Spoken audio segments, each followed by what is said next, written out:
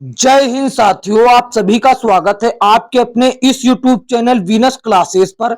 आज की इस वीडियो में हम लोग देखेंगे साथियों railway group D and NTPC के लिए साइंस की एक बहुत ही बेहतरीन क्लास। यदि साथियों आपको सिलेक्शन चाहिए तो आपको ऐसे पढ़ना होगा जैसे कि हम आपको पढ़ा रहे हैं, एकदम चैप्टर वाइज, एकदम बेसिक से। ये 18वीं क्लास है, इससे पहले 17 क्लास साइंस की ले चुके हैं, एकदम चैप्टर वाइज, एकदम बेसिक से। प्लेलिस्ट बनी हुई आप देख सकते हैं साथियों, इससे बाहर कुछ भी नहीं जाएगा साथियों। ये मेरा वादा है कि यदि आप हमारी रेगुलर क्लासें लेते हैं तो एग्जाम में एक भी प्रश्न हमारी क्लासों के बाहर नहीं जाएगा साथियों। प्रश्नों का लेवल देखिए, ये वही प्रश्न है जो साथियों 100% पेपर में छपने वाले प्रश्न होते हैं। अब की बार रेलवे ग्रुप डी पार, यही नारा आपके लिए काम करेगा।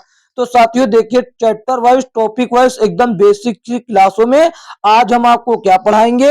आज हम आपको पढ़ाएंगे ध्वनि तरंगों की प्रकृति, नेचर ऑफ साउंड वेव्स। साथियों तो ज्यादा समय ना बिताते हुए सीधा प्रश्नों की ओर चलते हैं। उससे पहले आपसे एक हाथ जोड़कर गुजारिश है कि चैनल पर न हो तो चैनल को सब्सक्राइब करके नोटिफिकेशन बेल को ऑल पर क्लिक कर ले, ताकि आने वाली वीडियो का नोटिफिकेशन आप तक पहुंच सके। तो देखिए, ये रहा पहला प्रश्न, क्या कहता है कि किसी ध्वनि तरंग की आवृत्ति v और आवर्तकाल t के बीच क्या संबंध होता है। इसके पहली क्लासों में भी हमने आपको बताया था कि आवृत्ति और आवर्तकाल के बीच यदि संबंध पूछता है तो आवृत्ति बराबर क्या हो जाता है, 1 बटे आवर्तकाल। 1 बटे क्या हो जाता है, 1 बटे आवर्तकाल। आवर्तकाल हो जाता है। और ये भी हो सकता है कि आवर्तकाल बराबर, ये भी हो सकता है साथियों, आवर्तकाल बराबर 1 बटे आवृत्ति भी हो सकता है, ये भी सही है। यदि आवृत्ति n हो, यदि आवृत्ति n हो और आवर्तकाल t हो तो साथियों क्या होगा, देखिए यदि आवृत्ति n हो और आवर्तकाल t हो तो 1 बटे t हो जाएगा। और या फिर ये भी हो सकता है कि t बराबर 1 बटे n भी हो सकता है। लेकिन यहाँ पर देखिए 1 बटे t दे रखा है, n बराबर, ऑप्शन सी हो जाएगा आपका सही जवाब। देखते हैं अगला प्रश्न। अगला प्रश्न ये रहा साथियों, क्या कहता है, ध्वनि तरंगे ध्वनि तरंगे किसमें यात्रा नहीं कर सकती हैं, वायु में, पानी में, निर्वात में, स्टील में। तो साथियों ध्वनि तरंगे जो है ये निर्वात में यात्रा नहीं कर सकती, क्योंकि ये साथियों जो है ध्वनि तरंगे किस प्रकार की हैं, ये यांत्रिक तरंगे हैं। यांत्रिक तरंगे हैं साथियों, और इनके संचरण के लिए किसी माध्यम की आवश्यकता होती है साथियों। किसी माध्यम जैसे कि वायु, पानी, स्टील, धातु, कोई भी किसी ठोस, द्रव, गैस, प्लाज्मा, इन माध्यमों की आवश्यकता होती है। और निर्वात में किसी भी प्रकार का कोई माध्यम नहीं होता, इसीलिए ये निर्वात में गति नहीं कर सकती है। ऑप्शन सी आपका उत्तर होगा। देखते हैं अगला प्रश्न। अगला प्रश्न ये रहा साथियों, क्या कहता है, निम्नलिखित में से कौन सा कथन जो है वो असत्य है। असत्य। ध्वनि तरंगे, क्या कौन सी तरंगे हैं भैया, ध्वनि तरंगे कौन सी तरंगे हैं। तो देखिए वायु में दाब के कारण ये दाब से संबंधित है, दाब तरंगे हो जाती। और ये वायु और गैस में इनकी प्रकृति अनुदैर्घ्य तरंगों के समान होती है। और यांत्रिक तरंगे तो ये है ही, हमने आपको बता दिया।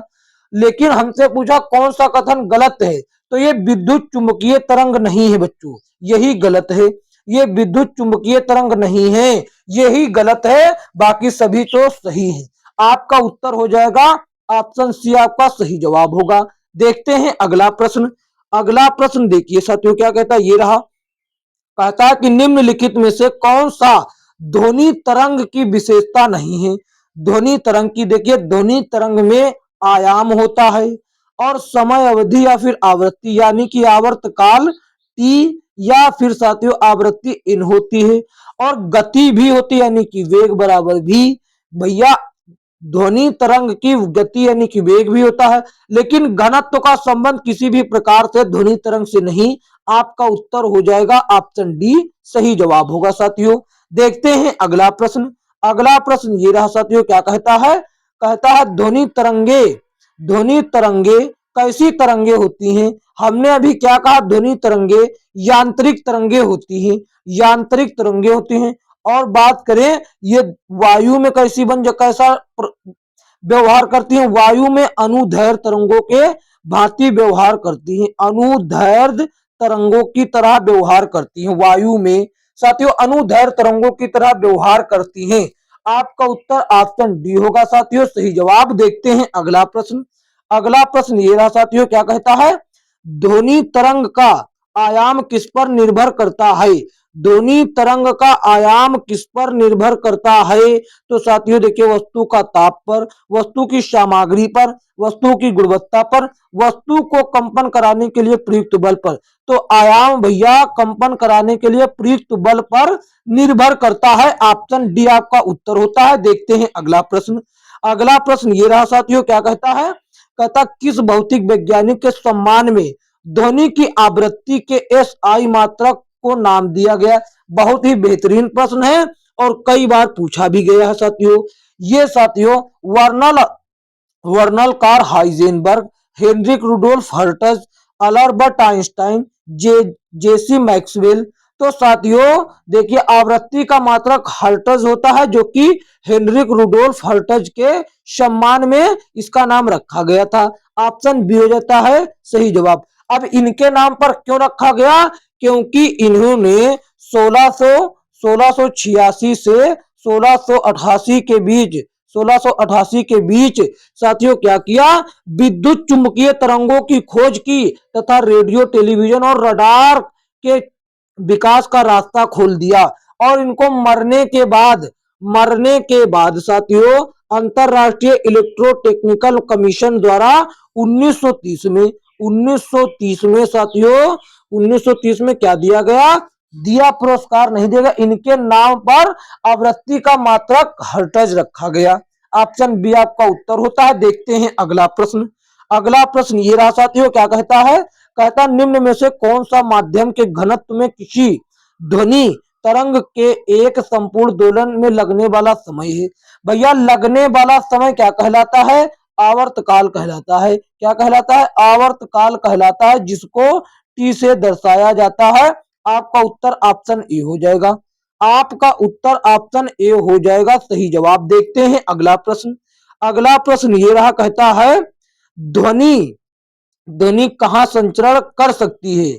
ध्वनि भैया कहाँ कहाँ संचरण कर सकती है, ये प्रश्न आपसे पूछा। उत्तर ए सभी विकल्प, केवल गैस में, केवल द्रव्य पदार्थ में, केवल ठोस पदार्थ में।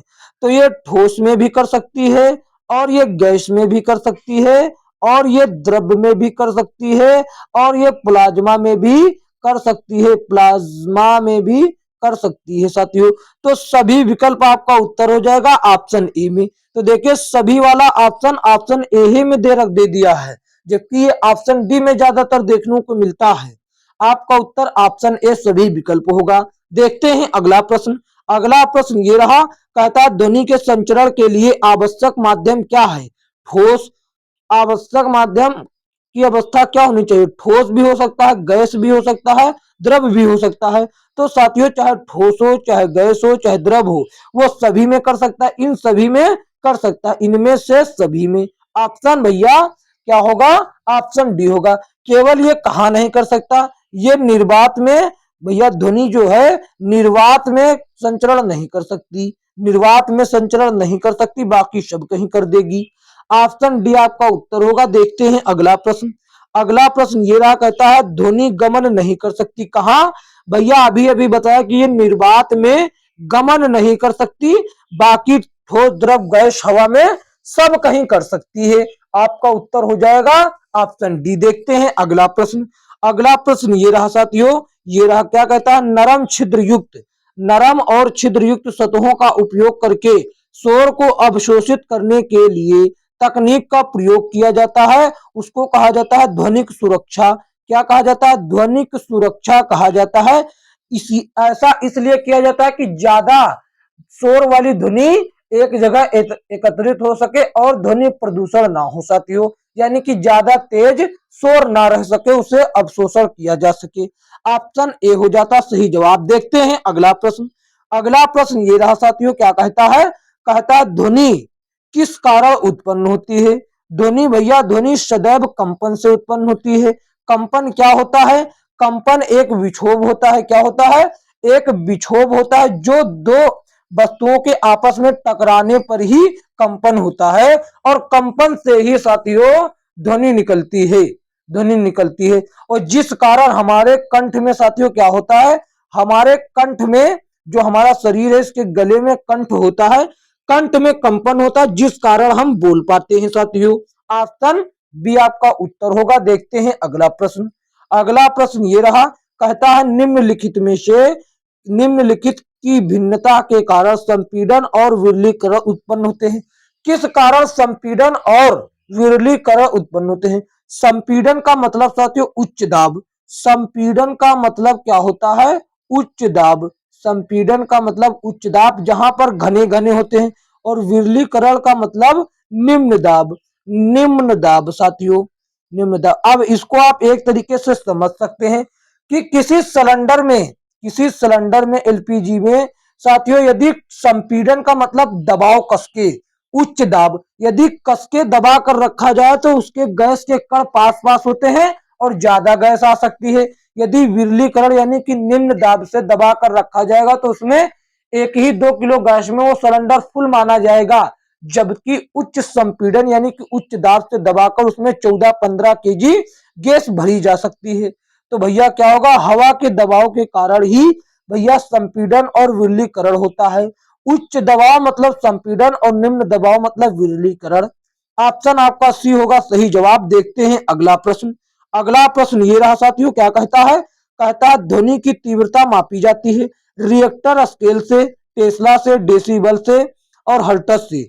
देखिए हर्ट्ज से तो नापी जाती है आवृत्ति, पहली बात तो ये रहा। हर्ट्ज में नापी जाती है आवृत्ति, सबसे पहली बात ये रहा। और बात करें ध्वनि की तीव्रता की, ये नापी जाती है डेसिबल में, डेसिबल में मापी जाती है। डेसिबल का स्मॉल डी कैपिटल बी से दर्शाया जाता है। आपका उत्तर ऑप्शन सी हो जाएगा। देखते हैं अगला प्रश्न। अगला प्रश्न ये रहा साथियों, क्या कहता है? कहता ध्वनि तरंग की आवृत्ति मापने की इकाई क्या है? आवृत्ति कह दिया उसने, तो आवृत्ति मापी जाती है हर्ट्ज में, हर्ट्ज में मापी जाती है जिसको एच जेड से दर्शाया जाता है। हर्ट्ज एच जेड से दर्शाया जाता है। ऑप्शन बी आपका उत्तर होगा। देखते हैं अगला प्रश्न। अगला प्रश्न ये रहा, कहता है ध्वनि निम्न में क्या है? ध्वनि निम्न में से क्या है बच्चों? ये एक यांत्रिक तरंग है। क्या है? ये एक प्रकार की यांत्रिक तरंग है। और जो ये वायु में कैसा व्यवहार करती है? वायु में भैया अनुदैर्ध्य तरंग की भांति व्यवहार करती है, अनुदैर्ध्य तरंग की भांति व्यवहार करती है। आपका उत्तर ऑप्शन बी होगा। देखते हैं अगला प्रश्न। अगला प्रश्न ये रहा, कहता है कि निम्नलिखित में से कौन सा निर्वात में यात्रा नहीं कर सकता? ऊष्मा, प्रकाश, अल्ट्रावायलेट किरणें। अल्ट्रावायलेट किरणें भैया एक प्रकार की विद्युत चुंबकीय तरंग है और ये निर्वात में कर सकती हैं। केवल ध्वनि जो है ये निर्वात में यात्रा नहीं कर सकती, बाकी सभी कर सकते हैं। क्योंकि अल्ट्रावायलेट किरणें क्या होती हैं? विद्युत चुंबकीय तरंग। और विद्युत चुंबकीय तरंगों को संचरण के लिए किसी माध्यम की आवश्यकता नहीं होती साथियों, क्योंकि ये बिना माध्यम के ही चुंबकीय बलों के कारण संचरण होती है। जबकि ध्वनि साथियों यांत्रिक तरंग है, इसके संचरण के लिए माध्यम की आवश्यकता होती है, इसीलिए ये साथियों निर्वात में यात्रा नहीं कर सकती। ऑप्शन बी आपका उत्तर हो जाता। देखते हैं अगला प्रश्न। अगला प्रश्न ये रहा साथियों, क्या कहता है? कहता है कि देखिए जब ध्वनि हवा के माध्यम से गुजरती है तो हवा के कण क्या करते हैं? हवा के कण साथियों क्या करते हैं? हवा के कण तरंग प्रसार की दिशा में कंपन करते हैं। जिधर तरंग चल रही है, यदि मान लीजिए तरंग इधर चल रही ऐसे, तरंग तो सदैव ऐसे चलती है, तरंग सदैव ऐसे चलती है, तरंग सदैव कैसे ऐसे चलती है साथियों, ऐसे चलती है। तो इसी दिशा में भैया हवा के कण गति करेंगे, कंपन करेंगे। ऑप्शन हो जाएगा आपका उत्तर ए, तरंग प्रसार की दिशा में ही कंपन करेंगे। उत्तर ए हो जाएगा सही जवाब ऑप्शन। देखते हैं अगला प्रश्न। अगला प्रश्न ये रहा, कहता है ध्वनि, ध्वनि भैया क्या है? ध्वनि किसका एक रूप है जो सुनने की अनुभूति पैदा करता है? ये यांत्रिक ऊर्जा का एक रूप है जो सुनने की अनुभूति पैदा कर सकता है या करता है। ऑप्शन बी हो जाएगा आपका सही जवाब। देखते हैं अगला प्रश्न। अगला प्रश्न ये रहा साथियों, क्या कहता है? कहता है हवा, हवा में ध्वनि तरंगे कैसी होती हैं? हम इतनी देर से आपको बताते आ रहे हैं कि हवा में हवा में भैया क्या होता है, हवा में कैसा व्यवहार करती हैं, अनुदैर्घ्य तरंगों की भांति व्यवहार करती हैं, अनुदैर्घ्य तरंगों की भांति व्यवहार करती है। आपका उत्तर ऑप्शन सी हो जाएगा सही जवाब। देखते हैं अगला प्रश्न। अगला प्रश्न ये रहा, कहता निम्नलिखित में से निम्नलिखित पर ध्वनि तरंग भ्रमण करती है, ध्वनि तरंग भ्रमण करती विभिन्न माध्यमों में भिन्न गति से, विभिन्न माध्यमों में एक ही गति से, लकड़ी में 10 मीटर प्रति सेकंड से, एक साथ एक ही माध्यम में भिन्न गति से। तो देखिए मेरे दोस्तों, मेरे भाइयों, मेरे मित्रों, तो देखिए क्या कहता है, कहता ये है प्रश्न कि भैया गति जो है, सॉरी ध्वनि की गति जो ठोस में अलग होती है, ठोस में वेग अलग होता है गति, और गैस में अलग होता है, और द्रव में अलग होता है, और साथियों अन्य जगह जैसे कि प्लाज्मा की अवस्थाओं में अलग होता है। साथियों गैस में 332 मीटर प्रति सेकेंड, 332 मीटर प्रति सेकेंड, और द्रव्य में साथियों कितना होता है, द्रव्य में ज्यादा होता है इससे, द्रव्य में इससे ज्यादा होता है। और साथियों ठोस में सबसे ज्यादा होता है, ठोस में देखिए द्रव में कितना होता है, द्रव में लगभग 1493 के आसपास, और ठोस में 5130 के आसपास होता है। तो ठोस में सबसे ज्यादा होता है। तो विभिन्न माध्यमों में भिन्न भिन्न गति, यानी कि अलग माध्यमों में अलग अलग गति से भैया चलती है, भ्रमण करती। ऑप्शन ए आपका उत्तर होगा। देखते हैं अगला प्रश्न। अगला प्रश्न ये रहा, कहता ध्वनि तरंग, ध्वनि उत्पन्न होती है, ध्वनि सदैव कंपन से उत्पन्न होती है, और कंपन क्या है हम बतला चुके, कंपन एक प्रकार का विक्षोभ है जो साथियों दो वस्तुओं के टकराने पर उत्पन्न होता है, और ध्वनि भी दो वस्तुओं के टकराने पर ही उत्पन्न हो सकती है। ऑप्शन आपका उत्तर डी हो जाएगा। देखते हैं अगला प्रश्न। अगला प्रश्न ये रहा, कहता निम्नलिखित में से किस माध्यम में ध्वनि नहीं जा सकती। भैया कई बार बता चुके हैं कि निर्वात में ध्वनि गमन नहीं कर सकती, तो ये वहां कैसे जाएगी। ऑप्शन आपका बी हो जाएगा सही जवाब। देखते हैं अगला प्रश्न। अगला प्रश्न ये रहा, क्या कहता है, कहता है कि ध्वनि तरंगों के संबंध में निम्नलिखित में से कौन सा कथन जो है वो सही नहीं है, ये आपको बतलाना है, सही नहीं है। ये 330 से 350 मीटर प्रति सेकेंड की रफ्तार से यात्रा करती है, तो सही है, क्योंकि वायु में 332 की रफ्तार से यात्रा करती, 332 मीटर प्रति सेकेंड से की चाल से चलती। ये मैकेनिकल यानी कि ये यांत्रिक तरंग है, बिल्कुल सही है। और इन्हें यात्रा करने के लिए माध्यम की आवश्यकता नहीं होती। देखिए यहाँ पर पकड़ा गया, कहता माध्यम की आवश्यकता नहीं होती। ये किसने कह दिया, बिल्कुल भैया माध्यम की आवश्यकता होती, ये सरासर गलत हो जाता है। जो गलत है वही आपका उत्तर होगा, क्योंकि हमसे पूछा कौन सही नहीं है, यानी कि गलत बताएं। ये लंबी दूरी नहीं तय कर सकती है, तो सही था। आपका उत्तर ऑप्शन सी होगा सही जवाब। देखते हैं अगला प्रश्न। अगला प्रश्न देखिए साथियों ये रहा, क्या कहता है, कहता है ध्वनि संचरण के समय माध्यम के कणों में उच्च घनत्व का क्षेत्र क्या कहलाता है। उच्च घनत्व का क्षेत्र, अभी हमने आपको क्या बताया था, उच्च दाब क्या होता है। भैया उच्च दाब क्या कहलाता है, उच्च दाब संपीड़न कहलाता है, उच्च दाब संपीड़न कहलाता है, संपीड़न। और जबकि निम्न दाब क्या कहलाता है, निम्न दाब विरलीकरण कहलाता है। तो उच्च दाब पूछ लिया है, उच्च घनत्व पूछा है। घनत्व तभी उच्च होगा जब दाब उच्च होगा, तो इसीलिए इसको कहा जाएगा संपीड़न। ऑप्शन आपका डी हो जाएगा सही जवाब साथियों। यदि यहाँ पर निम्न घनत्व क्षेत्र होता तो कहा जाता विरलीकरण, क्या कहा जाता, विरलीकरण कहा जाता, विरलीकरण कहा जाता। आपका उत्तर ऑप्शन डी हो जाता सही जवाब। साथियों आज के वीडियो में इतना ही। ध्वनि की प्रकृति से इतने ही प्रश्न महत्वपूर्ण थे जो रेलवे के द्वारा विभिन्न परीक्षाओं में पूछे गए साथियों। यदि यह वीडियो साथियों आपको अच्छा लगा तो एक प्यारा सा लाइक कर दीजिए और अपने दोस्तों में शेयर कर दीजिए, ताकि वह भी देख सके और इसका फायदा उठा सके साथियों। और बात करें साथियों, आपसे एक गुजारिश है हाथ जोड़कर कि चैनल पर न हो तो चैनल को सब्सक्राइब करके नोटिफिकेशन बेल को ऑल पर क्लिक कर लीजिए, ताकि आने वाली वीडियो का नोटिफिकेशन आप तक पहुंच सके। और बात करें इसके पीडीएफ की, इसका पीडीएफ आपको डिस्क्रिप्शन बॉक्स में टेलीग्राम चैनल का लिंक दिया गया है, वहां पर दिया गया मिल जाता है रोज डेली क्लासेस का पीडीएफ। और इसके साथ ही वहां पर लेटेस्ट किताबों का पीडीएफ एकदम फ्री, एकदम निःशुल्क में मिल जाता है। तो साथियों आप टेलीग्राम चैनल को ज्वाइन कर ले और चैनल पर न हो तो चैनल को सब्सक्राइब अवश्य करें। तो साथियों मिलेंगे किसी अन्य वीडियो में, तब तक के लिए जय हिंद जय भारत।